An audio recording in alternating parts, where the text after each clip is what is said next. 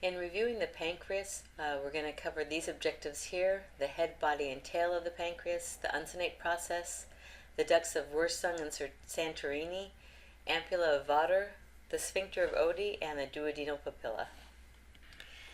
There are some times when I get in a little bit of a habit of saying behind instead of posterior to, or I get stuck on a certain word. So if you notice that in any of my lectures, because I have not listened to every single one of them again in its entirety, please feel free to let me know, and I will plan to re-record those at some point in the future.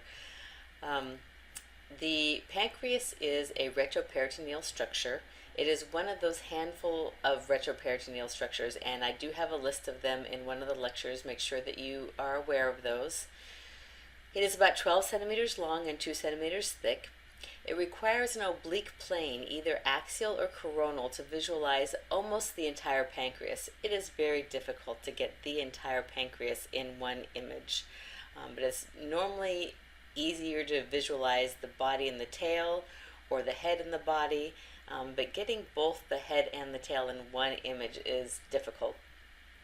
As you can see in this image, this is a coronal picture from Netter's, and this is the pancreas here.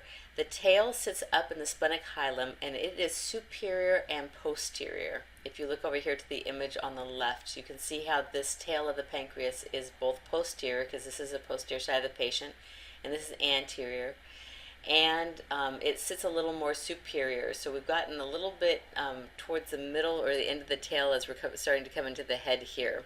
This is a pretty darn good axial image of the pancreas to be able to get this whole thing in one slice. And again, it just depends on the patient and their body habitus. But this is a direct axial. You can tell that because each directional label is only one letter. If this were an oblique axial, it would have more than one letter here to show that it is a more than one direction is included in that one slice. So it would either say AO or R, I think I or S for superior or inferior, but I don't recall that off the top of my head here for the axials just right at the moment. So the head sits inferior to the tail, and it also sits anterior to the tail. And you've got the uncinate process, which wraps around posterior to the SMA and the SMV, which are right here. The SMA and the SMV run posterior to the neck and the body of the pancreas, and sometimes the head, just depending on the patient habitus. The splenic artery runs along the superior surface of the pancreas. And note we already talked about the position of the head in relation to the tail. And what you don't see in this image is the splenic vein, which runs from the spleen and goes over and joins up with the SMV, which is right here, running posterior to the neck of the pancreas. And those two join up at the confluence to become the portal vein, which is right here, the portal vein. And the larger blue vein here, not the IVC that's behind it. And so the splenic vein runs along the posterior surface of the pancreas. It joins up with the SMV to become the portal vein. In looking at the CT image on the left, this is the posterior side of the patient where the spine is, and this is the anterior side of the patient. On the patient's right is their liver, and on the patient's left is the spleen. This is the tail of the pancreas sitting in the hilum of the spleen, and then you have the body and the head wrapping around posterior to the SMA and SMV. You don't see the SMA just yet. You see the little portion of it here, but you don't see it as a separate unit from the abdominal aorta because it's just coming off of it now. So this is the portal vein. We're a little bit higher up than the SMV. And this is the splenic vein running posterior to the body and tail of the pancreas. I'm going to move back and forth between this slide and the previous slide as we go over the information that's on this page. The head of the pancreas lies within the duodenal C loop. So you've got the head of the pancreas here, And you've got the stomach. You can tell it's a stomach because it has air in the fundus. And as the stomach comes around, it starts to form the duodenal C loop here. I'm going to go back to that previous slide. You can see that duodenal C loop here and the head of the pancreas tucked right inside that.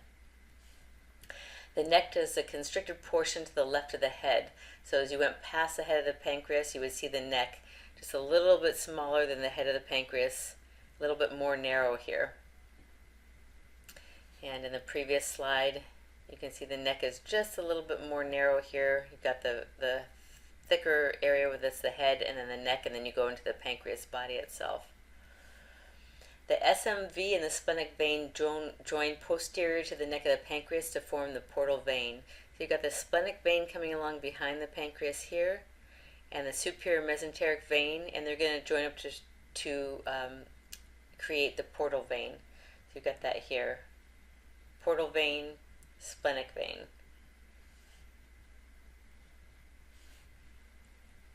The body of the pancreas is anterior to the SMA and posterior to the body of the pancreas. So you've got the SMA here, and the body of the pancreas would be here past the head, and the stomach here. So the stomach is anterior, the body of the pancreas is posterior to the body of the stomach, and then you've got the SMA that's behind or posterior to it. And we do know, as in this picture over here, we just reviewed that, the splenic vein courses posterior to the body of the pancreas. And the splenic artery is superior. You don't see that on either of these two images. And sometimes it's hard to catch that splenic artery just because it is tortuous, but here you see the splenic artery coursing along the top of the pancreas. The tail lies within the splenic hilum. So as this tail of the spleen comes along here, it sits within that splenic hilum, and you can see that in this previous picture here. And the tail is the most posterior and superior portion of the pancreas. So the tail sits up here, more superior than the head, more superior than the body, and also most posterior. So as you look at this image here, with this being anterior and this being posterior, the tail is definitely the most posterior portion of that whole pancreas. Looking at the uncinate process, again, that's the portion that's past the head of the pancreas, and it tucks around behind the SMA and SMV. So it's posterior to the duodenum, it's posterior to the SMA and SMV, and it's between the aorta and the SMV. So it's anterior to the aorta, but posterior to the SMA, SMV. And here you get just a little better look at it right here. So the head of the body of the pancreas, the neck and the head here, and as you go a little bit further, you get the uncinate process, and that wraps around behind the SMA and SMV, but yet we are still anterior to the aorta. These images here give you a nice view of the portal confluence. The portal confluence is the area where the splenic vein comes in and meets up with the IMV, the inferior mesenteric vein. Those two come together and then join the superior mesenteric vein, and this is a portal confluence here. And then the portal vein comes all the way up into the liver to be filtered before it goes up into the heart. So when you're taking a look at the images, the axial images here, you've got the portal confluence here, and this is going to be the splenic vein coming from over behind the pancreas, the splenic vein into the portal confluence here. And this image I really liked because it was sort of an overlapping image of all the structures. You know, normally in netters we peel something away and you're looking behind, but this is drawn in such a way that you can see everything one behind the other. So you've got the stomach here, this large light colored, pink colored sort of structure with the duodenal C loop here. So you can still see the tail of the pancreas, which if they had drawn the spleen, you would see the spleen out here. Tail of the pancreas, body, neck, head, and the uncinate process is wrapping around behind the SMA and the SMV, but posterior to that, then you have the aorta running up behind. So this is a nice overlapping view of all of those structures. Taking a look at the pancreatic ducts now, the pancreatic ducts bring enzymes into the duodenum so that they can help to process the food and the other nutrients that we eat. So you have the pancreas here, and the duct of Wirsong runs along the full length of the pancreatic duct. And then it usually, there are some variations, but it usually splits into two. The duct of Santorini is here, the more superior duct, and then the duct of Wirsong continues on into this ampulla of Vater. So this is the main ampulla here, and this is the major duodenal papilla, and this is the minor duodenal papilla. And we'll look at these a little more closely in the next slide. But there are some other images here. This shows you that the duct is a little bit more interior. It doesn't run along the very edge, but it's just a little bit deep to the surface of the pancreas, and it runs along the full tail, body, and into the head of the pancreas. And then these two ducts split and go into the two different papillas here, into the duodenal C loop. And this is another nice view of it from Netter's. This is plate 281, but plate 281C offers you a variety of different possibilities of the way the ducts may be positioned.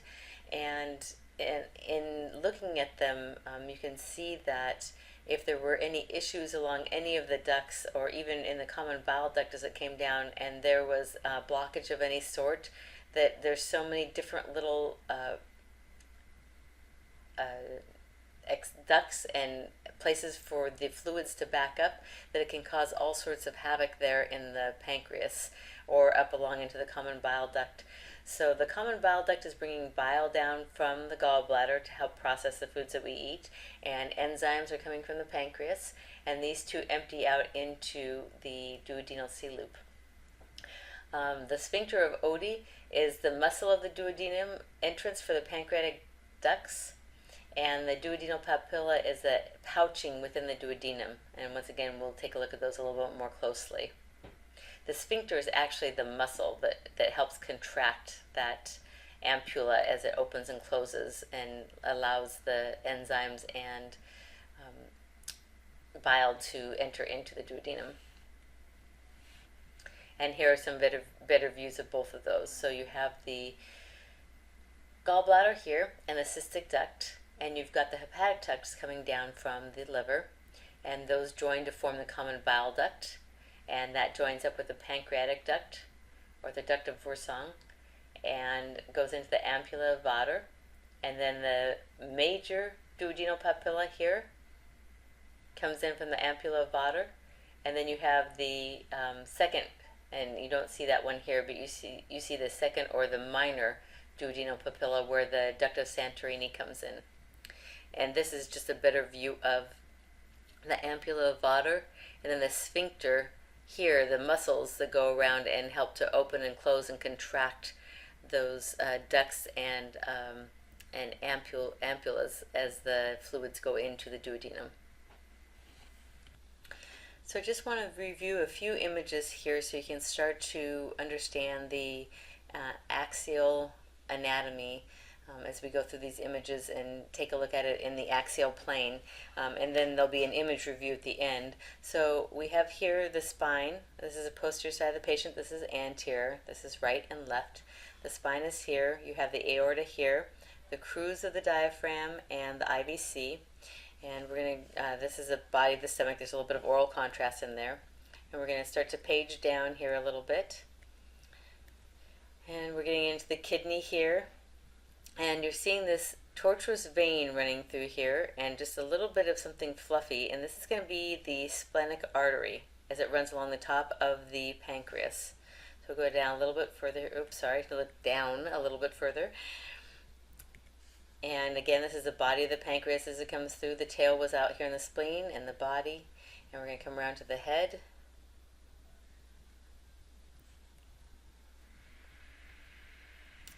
And as you see the stomach here, you see the fundus of the stomach with air in it, and as it starts to wrap around, that becomes a duodenal C loop.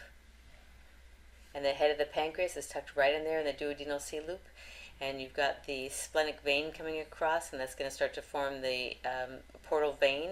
And there's not much of an uncinate process here as we go down. I've scrolled through these images already, but it just tucks around just a little bit behind the SMA and the SMV. That's just a little mini review of that, and there'll be more images covered in the review at the end of the week.